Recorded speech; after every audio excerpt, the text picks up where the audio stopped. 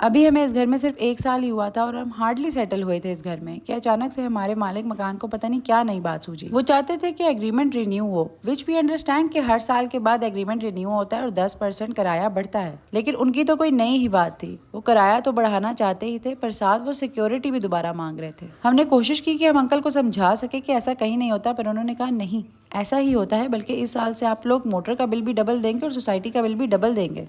बस फिर हमने कहा अंकल आपका घर आपको मुबारक हो, हम अपने लिए कोई नई जगह ढूंढ लेते हैं। एंड हमने 1 वीक के अंदर घर ढूंढा और 1 दिन के अंदर शिफ्टिंग स्टार्ट कर दी। मेरे ख्याल से हमारी हुकूमत को इन चीज़ों का भी थोड़ा नोटिस लेना चाहिए कि आजकल के मालिक मकान किराएदारों के साथ क्या क्या सलूक कर रहे हैं अपनी मर्जी से। और मिनिमम एग्रीमेंट रिन्यू करने का टाइम 2 से 3 साल रखना चाहिए, क्योंकि साल तो पता ही नहीं चलता कहाँ चला जाता है। घर शिफ्ट करना कोई आसान काम नहीं होता, लेकिन हमारे पास सिर्फ 2-3 दिन का टाइम था कि हम ये घर शिफ्ट कर सकते थे, क्योंकि हम लोगों की रूटीन नॉर्मली इतनी बिजी रहती है कि हमारे पास खाना खाने का टाइम भी नहीं होता। अल्लाह का लाख लाख शुक्र है कि मेरे पास हाउस हेल्प मौजूद है और मेरे कुछ वर्कर्स हैं जिन्होंने मुझे बहुत सपोर्ट किया इस घर को शिफ्ट करने में। एंड अल्हम्दुलिल्लाह अल्हम्दुलिल्लाह मेरे हस्बैंड जैसा लाइफ पार्टनर अल्लाह पाक सबको दे, क्योंकि he made it so easy for me. इस घर को शिफ्ट करने से 2 दिन पहले मेरी कमर में भी चुक पड़ गई थी और मैं हार्डली किसी चीज़ को कहाँ हाथ लगा सक रही थी। इसीलिए आप मोस्टली मुझे वीडियोज़ में देख रहे होंगे, मैं कहीं ना कहीं सपोर्ट देती हुई नजर आ रही हूँ, कोई काम करती हुई नजर नहीं आ रही। मैं जब भी घर शिफ्ट करती हूँ तो मुझे होता है कि हर चीज़ दूसरे घर में साफ सुथरी जाए, इसीलिए मैंने सोफ़ा क्लीनर वालों को बुला के सोफ़ा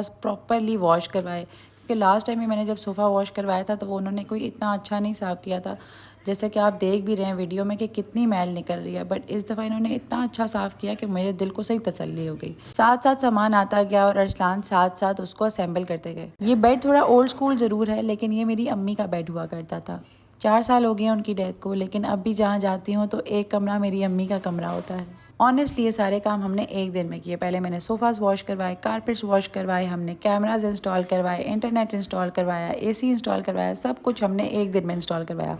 पूरा घर मेरा मच्छी मंडी बना था, एवरीवन वाज देयर। हम सुबह 11 बजे से स्टार्ट हुए थे और रात के अब 10 बज गए थे। मैंने थोड़ा बहुत किचन को समेटने की कोशिश की, देन उसके बाद मेरी भी बस हो गई। बाकी मैंने घर किस तरह से सेटल किया मैं आपको साथ साथ दिखाती रहूंगी। सुबह 6:30 बजे उठ के मैं 7 बजे जिम के लिए निकली हूँ, तो सोचे मैं किस कदर मोटिवेटेड होंगी, क्योंकि काम के साथ साथ आप फिटनेस का भी ख्याल रखना। तो लेट्स सी कि ये रूटीन मैं आप कैसे मैनेज करूंगी। आज के दिन में मेरे 2 इवेंट्स थे, तो मैंने जिम से आते ही फौरन से नाश्ता किया, फिर मुझे एक पीआर आया हुआ था, तो मैंने सोचा इसको अनबॉक्स भी कर लेते हैं और as they are makeup products तो साथ साथ रेडी भी हो जाऊंगी। मुझे ये पीआर के ऑफिशियल्स की तरफ से आया था and they have wide range of imported products. मुझे जो प्रोडक्ट्स इन्होंने भेजे इसमें टेंट, लिपस्टिक्स एंड ग्लॉसेस वगैरह थे, एंड ये क्यूट सा रिंग बॉक्स भी इन्होंने मुझे भेजा। बट आप अपने बॉक्स को अपनी रिक्वायरमेंट्स और बजट के हिसाब से भी कस्टमाइज करवा सकते हैं। अच्छा, मुझे इनका ये टेंट बहुत ही अमेजिंग लगा, क्योंकि मैंने ये सुबह लगाया और अगली सुबह तक भी मेरे गालों पे पिंक पिंक इफेक्ट थे। They have quite amazing and imported products. तो मैं इनके पेज का नाम कैप्शन में मेंशन कर दूंगी ताकि आप इजीली अप्रोच कर सकें। हम काम के लिए निकलने ही वाले थे कि एक अरसे के बाद अरसलान ने मुझसे मासूमाना सी रिक्वेस्ट की कि क्या आज लोबिया चावल बन सकता है, बिकॉज ही लव्स लोबिया चावल। तो मैंने सोचा जाने से पहले लोबिया चढ़ा के चली जाती हूँ, वापस आके इसको तड़का वगैरह लगा लूंगी। तो बस फिर इसका मसाला तैयार करके जल्दी जल्दी इसको प्रेशर पे चढ़ाया और ओरहान को प्यारियां लाड़ियां करके हम काम पे निकले। हम 10 बजे घर से निकले और तकरीबन 11:30 बजे इस लोकेशन में पहुंचे। आजकल जो हमें काम में सबसे बड़ा क्राइसिस फेस करना पड़ता है वो है इस्लामाबाद रावलपिंडी की ट्रैफिक, क्योंकि जगह जगह फ्लाईओवर्स बन रहे हैं और उसकी वजह से हम कितनी कितनी देर ट्रैफिक में फंसे रहते हैं। खैर, हम जल्दी जल्दी यहाँ से अपना काम खत्म करके 2:45 बजे यहाँ से निकले और 3:30 बजे अपनी दूसरी लोकेशन में पहुंचे। एक दफा हम क्लाइंट की लोकेशन में पहुंच जाए तो हमें काम करने में इतना टाइम नहीं लगता, लेकिन ये जो लोकेशन में पहुंचने से पहले का स्ट्रेस है ना, ये बहुत ही एक्सट्रीम है। एंड ऑफ कोर्स दूसरी तरफ क्लाइंट भी परेशान हो रहा होता है और उसके दिमाग में तरह तरह के ख्याल आ रहे होते हैं। एनी हाउ, डेकोर से रिलेटेड अगर आपकी कोई भी क्वेरी हो तो मैं कैप्शन में मेंशन कर दूंगी अपने पेज का नाम, आप वहां से मुझे डायरेक्टली कॉन्टैक्ट कर सकते हैं। अपने दोनों इवेंट्स टाइमली डिलीवर करने के बाद हम तकरीबन 6:30 बजे घर पहुंचे। घर आके मैंने लोबिया को तड़का लगाया, साथ चावल उबाले, and this is how our day ended.